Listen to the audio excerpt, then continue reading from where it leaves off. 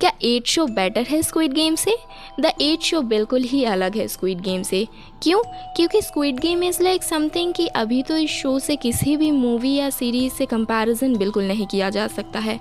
और अगर 8 शो के बारे में बात करें तो ये भी कुछ सिमिलर टाइप का ही शो है। मतलब प्लॉट्स को देखो तो जैसे दोनों शो में ही पैसे के लिए लोग फंस गए, और जब पैसे की बात आती है तो किसी में इंसानियत नहीं बचती। इस चीज़ में दोनों शो ही सेम हैं और एंटरटेनमेंट के लिए ही दोनों शो में पैसे मिलते हैं।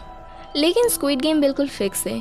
गेम खेलो, मरने से बचो, जिससे वीआईपीज़ को एंटरटेनमेंट मिलती है, इसीलिए वो मरे हुए लोगों के बदले पैसे देते हैं। एंड एट दी एंड सब मरेंगे, जिसके बदले मिले पैसे कोई एक ही ले जाएगा, और साथ में नाइटमेयर्स और पीटीएसडी भी। और 8 शो बहुत ही ईजी है, बस एंटरटेन करो और टाइम कमाओ, जिससे हर मिनट पैसे मिलते हैं और सब पार्टिसिपेंट ही पैसे ले जा सकते हैं। नाउ ये तो हो गया कंपैरिजन। अब सिर्फ 8 शो के बारे में बात करें तो देखो, सबकी चॉइस अलग होती है, इसीलिए कुछ लोगों ने इसे स्क्विड गेम से कंपेयर कर दिया, तो कुछ ने कहा कि उससे बेटर है। कुछ भी। दरअसल इस शो में भी ब्रोक लोगों को ही स्क्विड गेम की तरह ढूंढ ढूंढ के ऐसी बिल्डिंग में लाते हैं जहाँ हर जगह कैमरा लगी हुई है और 8 लोगों के लिए अलग अलग रूम्स रखी है। ऐसे ही किसी को ज़बरदस्ती नहीं लाते, सभी खुद आते हैं और खुद ही अपना रूम नंबर भी चुनते हैं। और यही सबसे बड़ा ट्विस्ट आता है, रूम नंबर ही डिसाइड करती है कि किसको कितने पैसे मिलेंगे और ये पैसे क्यों मिलेंगे। अब ऐसे ही तो आपको देख के उठा के तो नहीं लाएंगे ना। तो बेसिकली इसमें आप जितने टाइम रहोगे उतने पैसे बनेंगे, और पैसे बनाने के लिए आपको टाइम कमाना होगा और हर मिनट आपको एक अमाउंट मिलती है। तो पहले सारे पार्टिसिपेंट्स को लगता है कि मेहनत करना पड़ेगा, जिससे वो लोग बस सीढ़ियाँ चढ़ते हैं और इससे उन्हें कुछ टाइम भी मिलती है, तो उन्हें लगा यही रास्ता है टाइम यानी पैसे कमाने का।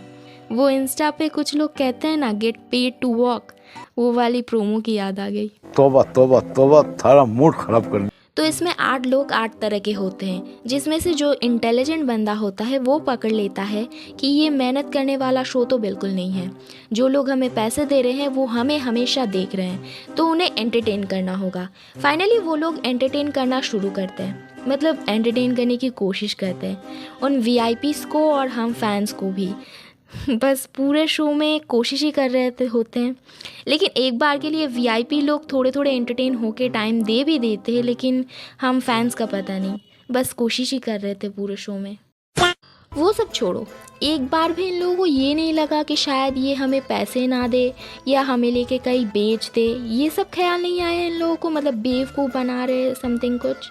जो भी हो, देखो एज अ थ्रिल फैन हमें हमेशा यही उम्मीद रहती है कि अगर ये शो थ्रिलर होने का क्लेम कर रही है तो प्रॉपर थ्रिल दिखाए, और हर किसी के हिसाब से थ्रिल अलग होती है, क्योंकि हमने और हमारी आंखों ने इससे कई ज़्यादा थ्रिल वाले बेसिकली डेथ्स वाले शो देखे हैं, इसीलिए ये कम लगती है। लेकिन जो लोग थ्रिलर जॉनरा को नहीं देखते या बिगिनर्स हैं, उनके लिए ये डिस्टर्बिंग हो सकती है कई हद तक। और बाकी पूरे शो में डार्क कॉमेडी बहुत है और कुछ कुछ जगह ऐसे थ्रिल भी डाली है, और नेटिज़न का यही कहना है कि ज़्यादा और थ्रिलर हो सकता था, मतलब फैंस को डेथ्स देखने हैं। अब हर चीज़ में डेथ एक्सपेक्ट करना, मौत का खेल देखना कुछ ज़्यादा नहीं होगा। All things apart, personal opinion की बात करूँ तो इतना बुरा भी नहीं है, वन टाइम एंटरटेनमेंट के लिए ठीक ही है।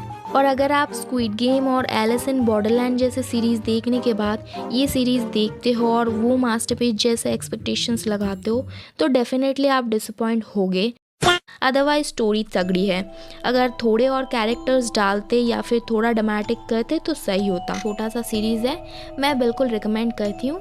बाकी आपको देखना है देखो, नहीं देखना है मेरे वीडियोस देखो, जो चाहे करना है करो। बाय, सब्सक्राइब कर लो।